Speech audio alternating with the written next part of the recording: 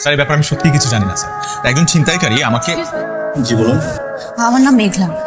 OC সাহেব আমার বাবার বন্ধু। আচ্ছা আপনি আন্টি আপনার আন্টি জি জি আমাকে বলেছে রিংটা নাকি পাওয়া তো এটা আপনার আন্টি কিনা? জি এটাই তো আমার রিং।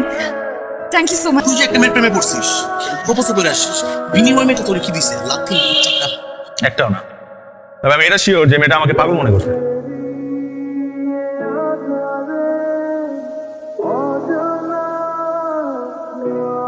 এই মেঘলা, এই পাশের টেবিলের ছেলেটা না মনে হচ্ছে আমাদেরকে ফোন করছে। না মা, মা আমি না একটা মিথ্যা কথা বলছি। কি? ওই যে বললাম না থানাতে একদিন একটা ছেলে আই লাভ ইউ বলেছে আমাকে, এটাই সেই ছেলে। কি?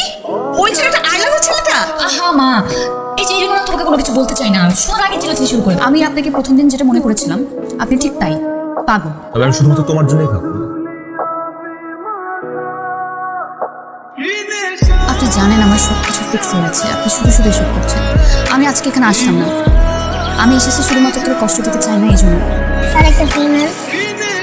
হ্যাঁ নিব তো। কত ফুল? সব কয়টা কত? 400? এই নাও মগ ধরো। 500 টাকা তোমার, যাও। এরকম অসম্ভব মিষ্টি। আমার কাছে মনে হয় তুমি যদি মন থেকে কোনো কিছু চাও তাহলে পুরো পৃথিবী তোমাকে সেটা অর্জন করতে পারে।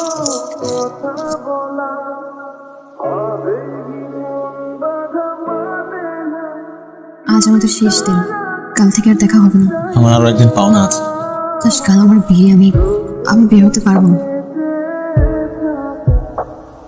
আকাশ, আমি হেরে গেছি, বুঝতে পেরেছি তোমাকে ছাড়া আমারও থাকা সম্ভব না। আমি জানতাম আমার ভালোবাসা জিতে যাবে।